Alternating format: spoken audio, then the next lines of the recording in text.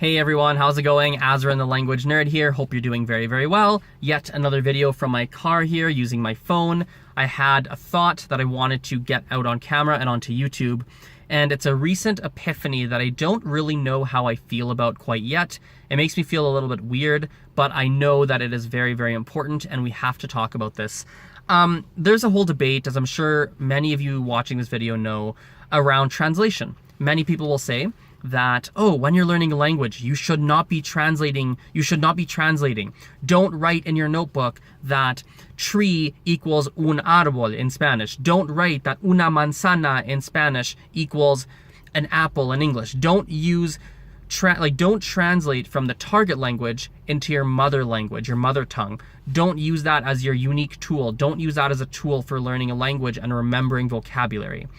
And basically, to abbreviate, to summarize what my perspective was on the topic, is do whatever you want. If translation's working for you, go ahead. If it's not working for you, don't use it. Do what makes you happy. I personally use translation quite a bit, and I do not feel like it's inhibiting a lot of my progress in the languages that I'm learning. Now, here's where things get a little bit sticky and a little bit weird. I realized recently that yes, I heavily use translation as a tool. That is a tool I use to remember vocabulary. It is a tool I use to remember grammar. It is a tool that I use really in such a wide, even like translation, or excuse me, with pronunciation sometimes, weirdly, but it's a tool that I rely on heavily. But the thing is that it's not the only tool that I use. And that's where I think a lot of people get a little bit lost. Like me, when I learn new words, or when I learn a language, yes, in my notebook, I'm using a lot of translations. I'm writing in English. This word means this in English. This word in Mandarin means this in English. But I'm also doing other things. I'm also going to make a point in my day to use those vocabulary points as much as possible in real world scenarios. I'm going to make sure that as I'm walking around, when I see a tree and I go, oh, that's a tree, I'm going to think of that's a tree in Spanish. I'm going to think of the Spanish word. Oh yeah, I learned that today, right? I'm going to find interesting pictures online sometimes and be like, whoa, that's a cool picture of a blah, blah, blah, blah, blah. There's a lot of different things that I'm going to be doing. I'll write it on my hand so I see it all day. Like, there's a lot of different things that I'm doing that are helping me connect to the various elements of the language that I'm learning, the vocabulary, the grammar, etc. And what I realized is a lot of language learners don't do that. What they do instead is they try by brute force, by force of will, to shove words and to really shove them into the brain and lock them into the brain and like almost force themselves to remember. They do that by writing the same words over and over and over and over and over. They do that by doing drills. They do that by repeating the word over and over. They do that by study, try and remember. And that's all they do.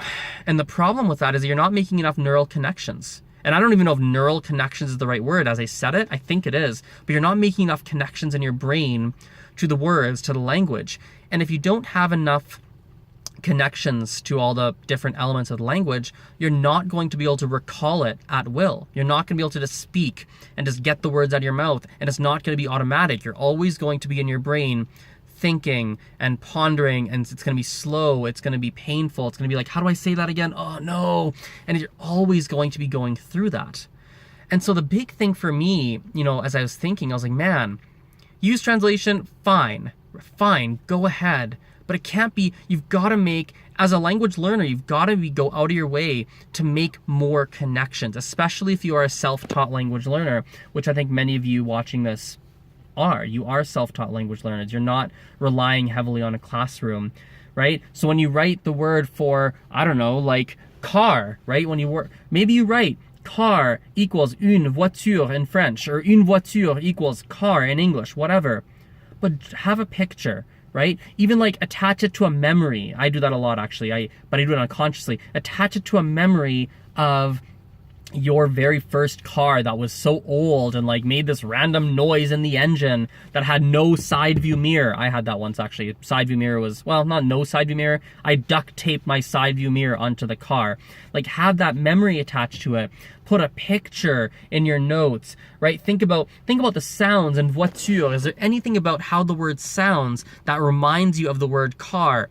Think about a lot of things, right? Think about everything. Think about make many connections in your brain. And you can do that for grammar too. It's not just vocabulary. Like I used to, for example, in Spanish, like I used to really struggle with remembering the past tense of the verb to tell or to say. And so like one thing I used to do is I used to be really active to use it every single day or as much as I could, because number one, it gave me these repetitions, which is obviously a big deal. It gave me lots of practice in a real world scenario. And what that's doing is it's creating neural pathways. I'll remember when I want to use it again. Oh yeah, I said that with so-and-so. I told so-and-so that she said that her boyfriend did blah, blah, blah, blah. And that's just a vivid memory that I can return to. And it makes it easier to remember things, right? Even like there's sometimes words don't translate. There's terms or grammar, there's certain points that don't translate into your mother tongue. A really good example that comes to mind right now is in Spanish. In Peruvian Spanish is a very, very slang term, which is estar palteado or estar palteada if you're a girl. Basically, it would translate to something to the effect of I'm an avocado or I'm avocadoed, something like that. And it's just a really interesting expression that is something like I feel awkward. It's kind of like a mixture of awkward, a little bit of embarrassed, a little bit kind of shy. Like it's a mixture of very mushy emotions. And so the way I remember it is I have this very vivid picture in my brain of an avocado sticking emotions inside that I in my brain consider mushy, and then mushing that avocado in my hand. That's how I feel if I say estoy palteado. And so I can say I have such a vivid connection to it, right? And I have memories of others using it. I have the memory of being so confused the first time I heard it. I have the memory of Googling it. I have the memory of reading about it. I have the memory of watching it in a video and someone using it in a video. I have so many connection points to that term that it's easy. It's so natural to say it and use it and understand it. There's no processing time in my brain. So yes, I did use translation. Yes, I do use translation. I don't know the science of if translation should or shouldn't be used. I don't know, right? I know I use it a lot. It works, blah, blah, blah. But I also know, and I'm only realizing this recently because it was so unconscious.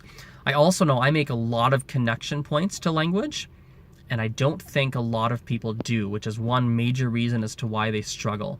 So anyway, really wanted to get that out. It's so important. So, well, thanks for watching, guys. I appreciate your ear. I appreciate your eyes. I appreciate your attention. You guys rule.